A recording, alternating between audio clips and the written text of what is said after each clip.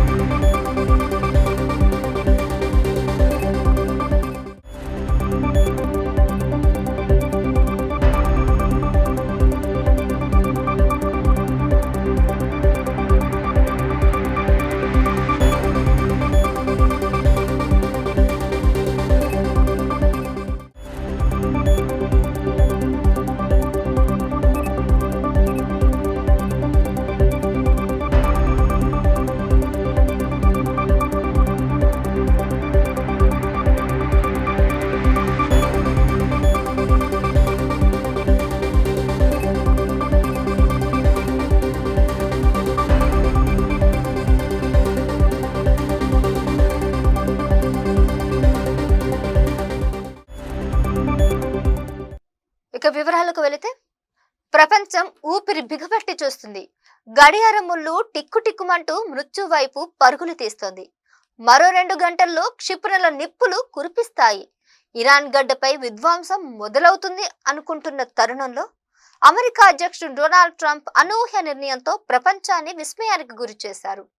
2 గంటల ముందే యూటర్న్ తీసుకున్నారు. ఈ రాత్రికి ఒక నాగరికత అంతరించిపోతుంది అంటూ ట్రంప్ చేసిన హెచ్చరికతో 3వ ప్రపంచ యుద్ధం ఖాయమని అందరూ భావించారు. కానీ డెడ్ లైన్ కు సరిగ్గా 120 నిమిషాల ముందు ట్రంప్ తన అస్త్రాలను వెనక్కి తీసుకున్నారు.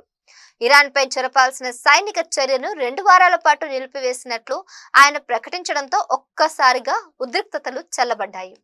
ఈ నాటకీయ పరిణామం వెనుక పాకిస్తాన్ ప్రధాని షెహబాజ్ షరీఫ్, ఫీల్డ్ మార్షల్ అసిమ్ మునీర్ కీలక పాత్ర పోషించినట్లు కూడా తెలుస్తుంది. వారి అభ్యర్థనను మన్నిస్తూ శాంతికి ఒక అవకాశం ఇస్తున్నట్లు ట్రంప్ తన ట్రూత్ సోషల్ ఖాతాలో వెల్లడించారు. ట్రంప్ పెట్టిన డెడ్లీ కండిషన్ ఏంటంటే, అయితే ఈ వెనకడుగు ఊరికే వేయలేదు. దీనికి ట్రంప్ ఒక కఠినమైన షరతు విధించారు.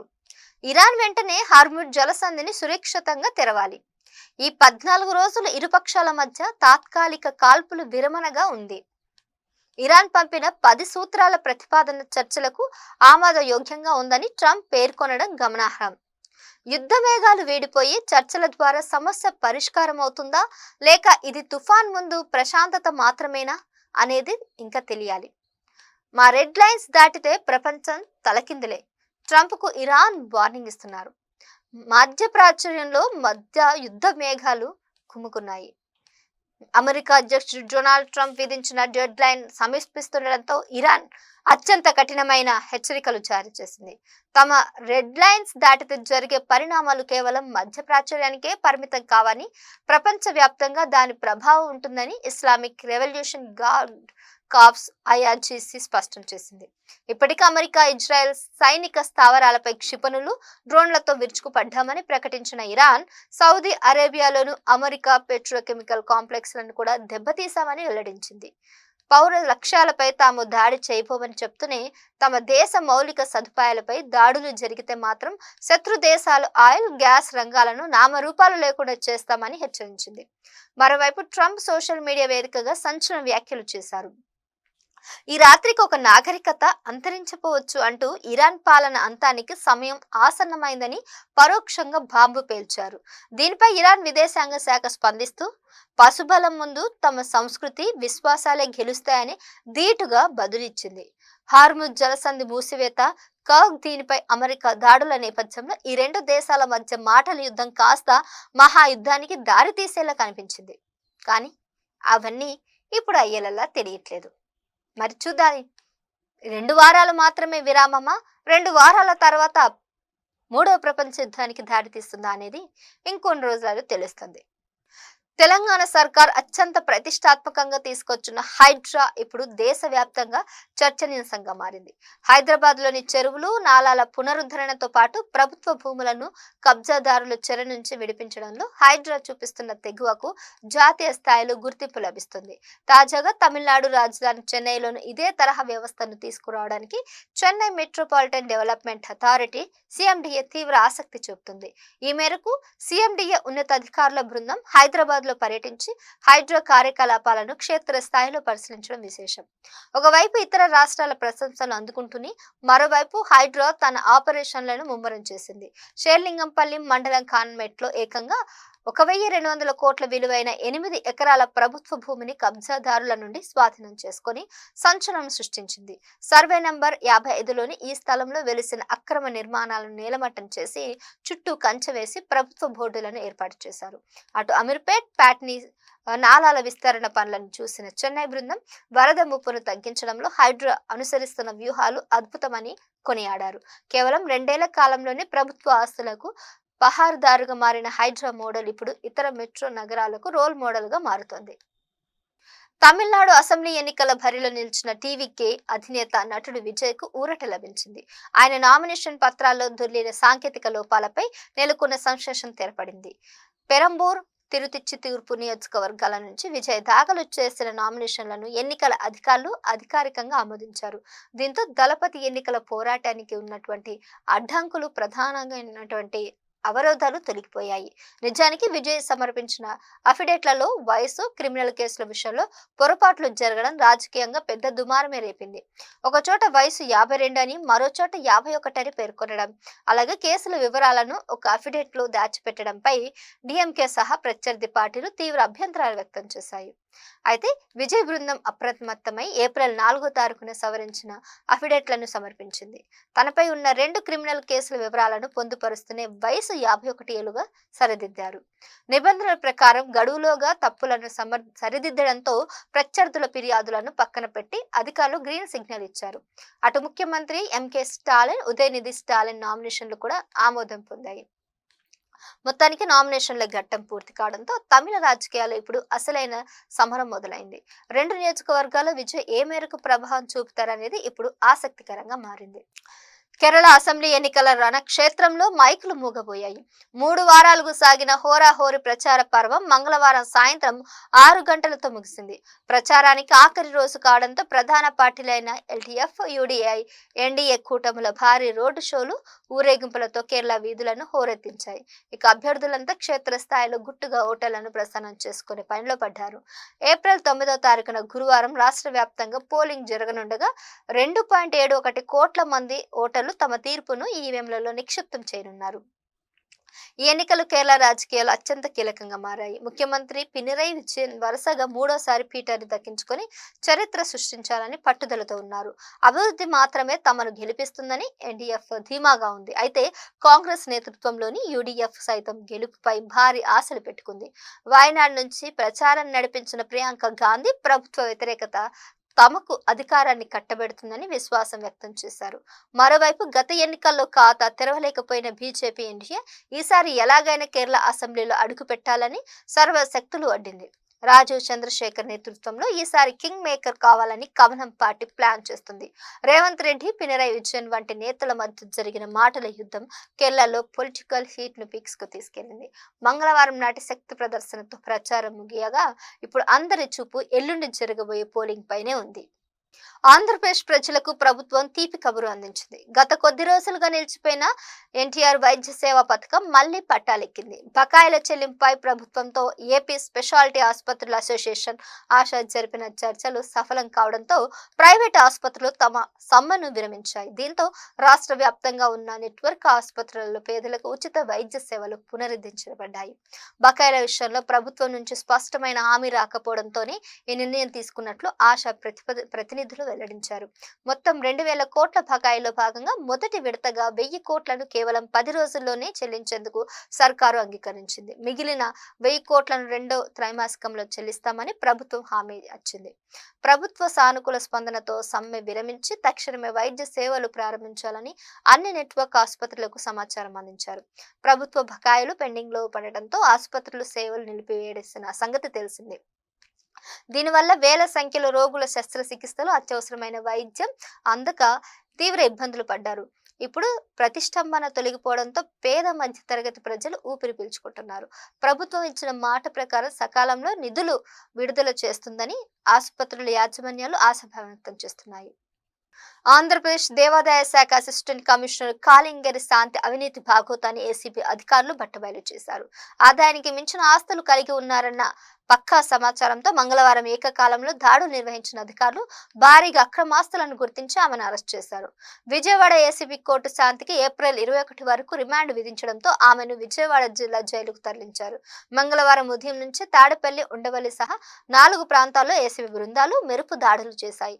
సుమారు 6 గంటల పాటు సాగిన ఈ సోదాల్లో కళ్ళు చెదిరే ఆస్తులు వెలుగులోకి వచ్చాయి. విశాఖపట్నంలోని ఎండాడలో ఒక విలాసవంతమైన ప్లాటు, కుంచపల్లిలో G+2 భవనం, 770 గ్రాముల బంగారం, 3 కిలోల వెండి, లక్షల్లో నగదు పాటు బ్యాంక్ బ్యాలెన్స్ వాహనాలను ఏసీబీ స్వాధీనం చేసుకుంది. గతంలోనూ శాంతి పలు వివాదాల్లో నిలిచి వార్తలోకి ఎక్కారు. అక్రమాల ఆరోపణలతో గతేడాది జూలై నుంచి ఈ ఏడాది మార్చి వరకు సస్పెన్షన్ లో ఉన్న ఆమె హైకోర్టు ఉత్తర్వులతో ఇటీవలే తిరిగి విధుల్లో చేరారు. గతంలో మాజీ ఎంపీ విజయసాయిరెడ్డి పేరుతో ఉన్న ముడిపడి ఉన్నటువంటి ఆరోపణలను ఆమె ఖండించినప్పటికీ తాజా ఏసీబీ దాడులు దేవాదాయ శాఖల్లో కలకలం రేపాయి. సుదీర్ఘ కాలం సస్పెన్షన్ లో ఉన్న అధికారిని విధుల్లో చేరిన కొద్ది రోజుల్లోనే అరెస్ట్ కావడం ఇప్పుడు హాట్ టాపిక్ గా మారింది. బీఆర్ఎస్ పార్టీపై మంత్రి జూపల్లి కృష్ణారావు తీవ్ర స్థాయిలో ధ్వజమెత్తారు. అక్రమంగా సంపాదించిన వేల కోట్ల రూపాయలతో ఆ పార్టీ ఏకంగా 200 యూట్యూబ్ ఛానళ్లు కొనుగోలు చేసిందని సంచలన ఆరోపణలు చేశారు. సోషల్ మీడియా వేదికగా ప్రభుత్వంపై అసత్య ప్రచారాలు చేస్తూ బురద జల్లుతున్నారని, వీటిని కాంగ్రెస్ కార్యకర్తలు ధీటుగా ఎదుర్కోవాలని ఆయన పిలుపునిచ్చారు. కేవలం ఇంట్లో కూర్చుంటే అధికారం రాదని, మంత్రాలకు చింతకాయలు రాలవని నిజాన్ని గుర్తించి కార్యకర్తలంతా క్షేత్రస్థాయిలోకి వెళ్లాలని సూచించారు.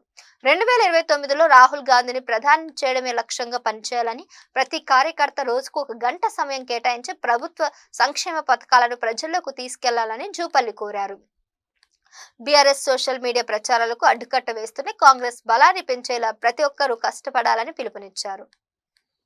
ఆంధ్రప్రదేశ్ రాష్ట్రం అభివృద్ధి పథంలో సరికొత్త మైలురాయిని చేర్చింది. ముఖ్యమంత్రి నారా చంద్రబాబు నాయుడు అధ్యక్షుడు బుధవారం జరిగిన 16వ ఏసీబీ ఎస్ఐపిబి సమావేశం రాష్ట్ర పారిశ్రామిక ముఖ్య చిత్రాన్ని మార్చేలా కీలక నిర్ణయాలు తీసుకుంది. సమాజమే దేవాలయం, ప్రజలే దేవుళ్ళు అనే నినాదంతో ముందుకు సాగుతున్న ప్రభుత్వం ఏకంగా 39,436 కోట్ల విలువైన 31 భారీ ప్రాజెక్టులను ఆమోదం తెలిపింది. ఈ ప్రాజెక్టుల ద్వారా రాష్ట్ర వ్యాప్తంగా 1,11,278 మంది యువతకు ప్రత్యక్షంగా ఉద్యోగ అవకాశాలు లభించనున్నాయి. అమరావతి క్వాంటం వ్యాలీలో 3 ప్రతిష్టాత్మక సంస్థల ఏర్పాటుకు గ్రీన్ సిగ్నల్ లభించడం రాష్ట్ర సాంకేతిక ప్రగతికి నిదర్శనంగా నిలిచింది. రాష్ట్ర ఇంధన భవిష్యత్తును దృష్టిలో ఉంచుకొని రాయలసీమను సౌర విద్యుత్ ఉత్పత్తిగా హబ్ గా మార్చాలని సీఎం చంద్రబాబు నాయుడు పిలుపునిచ్చారు. భవిష్యత్ అవసరాలకు తగ్గట్టుగా ముందే ట్రాన్స్మిషన్ లైన్లను సిద్ధం చేయాలని, ఏపీ ఎలక్ట్రానిక్స్ తయారీ కేంద్రంగా తీర్చిదిద్దాలని అధికారులను ఆదేశించారు. వ్యవసాయ వ్యర్థాల స్వధినియోగం కోసం ప్రత్యేక యూనిట్ల ఏర్పాటుతో పాటు పారిశ్రామిక ప్రాజెక్టులో అత్యాధునిక భద్రతా పరిమాణాలను పాటించాలని స్పష్టం చేశారు. ఇదే క్రమంలో ప్రజల రక్షణ కోసం అవేర్ 2.0 మొబైల్ యాప్ను, అగ్నిమాపక శాఖలో నూతన ఫైర్ టెండర్లను కూడా ముఖ్యమంత్రి ప్రారంభించారు. జనవనరుల సంరక్షణ విషయంలో ప్రభుత్వం యుద్ధ ప్రతిపాదకన అడుగులు వేస్తుంది. 2027 గోదావరి పుష్కరాల నాటికి పోలవరం ప్రాజెక్టును పూర్తి చేయడమే లక్ష్యంగా పనులు వేగవంతం చేశారు. పోలవరం ఎడమ కాలువను వంశధారతో అనుసంధించి ఉత్తరాంధ్రను సస్యశ్యామలం చేయడంతో పాటు నదుల అనుసంధానం ద్వారా రాయలసీమకు శాశ్వత నీటి భద్రత కల్పించే ప్రణాళికను ప్రభుత్వం సిద్ధం చేసింది. ఉప ముఖ్యమంత్రి పవన్ కళ్యాణ్ జల జీవన్ మిషన్ 2.0 ద్వారా నీటి సంరక్షణను ఒక ప్రజా ఉద్యమంగా మార్చాలని 100 రోజుల ప్రత్యేక కార్యాచరణకు ప్రకటించారు. వెలుగొండ ప్రాజెక్టును జూన్ నాటికి పూర్తి చేయాలని మంత్రులకు ఆదేశాలు వచ్చాయి. అయితే రాష్ట్రంలో నెలకొన్న కొన్ని రాజకీయ పరిణామాలు ఉద్రిక్తతను దారితీశాయి. ఏబిఎన్ ఆంధ్రజ్యోతి మీడియా సంస్థపై జరిగిన దాడులను ముఖ్యమంత్రి విద్యాశాఖ మంత్రి లోకేష్ తీవ్రంగా ఖండించారు. నిజాలు మాట్లాడితే దాడులకు దిగడం విష సంస్కృతికి నిదర్శనమని, మీడియా స్వేచ్ఛను అణిచివేయడం అంటూ సరికాదని ఆయన మండిపడ్డారు. మరోవైపు రవాణా శాఖలో సంస్కరణలు తెస్తూ డ్రైవర్ల పర్యవేక్షణకు ఆధారిత కెమెరాలను ఏర్పాటు చేయాలని రవాణా మంత్రి రాంప్రసాద్ రెడ్డి ఆదేశించారు. మొత్తానికి భారీ పెట్టుబడులు, మౌలిక సదుపాయాల కల్పన, శాంతి భద్రతల పరిరక్షణతో ఆంధ్రప్రదేశ్ 2026 నాటికి దేశానికి ఆదర్శంగా నిలిచే దిశగా పయనిస్తుంది. ఆంధ్రప్రదేశ్ అగ్నిమాపక విపత్తు నిర్వహణ శాఖను దేశానికే ఆదర్శంగా తీర్చిదిద్దుతామని ముఖ్యమంత్రి నారా చంద్రబాబు నాయుడు స్పష్టం చేశారు. మంగళవారం అమరావతి పరేడ్ గ్రౌండ్ నిర్వహించిన కార్యక్రమంలో అగ్నిమాపక శాఖ ఆధునీకరణలో భాగంగా 33.25 కోట్ల విలువైన నూతన వాహనాలు, అత్యాధునిక పరికరాలను ఆయన జెండా ఊపి మరీ ప్రారంభించారు. విపత్తుల సమయంలో పొరుగు రాష్ట్రాలను కూడా సహాయం చేసిన చరిత్ర ఏపీకి ఉందని ఈ సందర్భంగా ఆయన గుర్తు చేశారు. శాఖ ఆధునీకరణ కోసం ప్రభుత్వం మొత్తం 252.93 కోట్లు కేటాయించగా అందులో భాగంగా తొలి దశలో 18 కోట్లతో 25 అధునాతన అగ్నిమాపక శకటాలు, 10 కోట్లతో హై ప్రెషర్ పంపులు కలిగిన 40 క్విక్ రెస్పాన్స్ వాహనాలు, 2.49 కోట్లతో 50 ఇన్ఫ్లేటబుల్ రబ్బర్ బోట్లు, 2.08 కోట్లతో 30 బిఎస్ సెట్ కంప్రెసర్స్ కొనుగోలు చేసి అందుబాటులోకి తెచ్చారు. వాహనాలను ప్రారంభించిన అనంతరం అధికారులు వాటి పనితీరును సీఎంకు వివరించగా కేంద్ర విధులను సమర్థవంతంగా వినియోగించుకున్నందుకు ఆయన అధికారులను అభినందించారు. ప్రజల ప్రాణాలు కాపాడమే ప్రభుత్వ ప్రాధాన్యమని పేర్కొన్న సీఎం అమరావతితో పాటు ప్రధాన నగరాల్లో హై రైజ్ బిల్డింగ్లు నిర్మిస్తున్న తరుణంలో అగ్నిమాపక శాఖ అన్ని విధాల ఆధునిక పరికరాలను సమకూర్చుకోవాలని సూచించారు. అన్ని సవాళ్లను అధిగమించి కేంద్ర, రాష్ట్ర నిధులను సద్వినియోగం చేసుకుని శాఖను మరింత బలోపేతం చేయాలని దిశానిర్దేశం చేశారు. ఈ కార్యక్రమంలో హోంమంత్రి అనిత, స్థానిక ఎమ్మెల్యే శ్రవణ్ కుమార్, అగ్నిమాపక శాఖ డీజీపీ వీరమణ, హోంశాఖ ముఖ్య కార్యదర్శి కుమార్ విశ్వజిత్ తదితరులు పాల్గొన్నారు. ఇవి ఇప్పటి వరకు ఉన్నటువంటి న్యూస్ అప్డేట్స్. మరిన్ని అప్డేట్స్ కోసం చూస్తూనే ఉండండి ఈ6 టీవీ. నేను సహస్ర. నమస్కారం.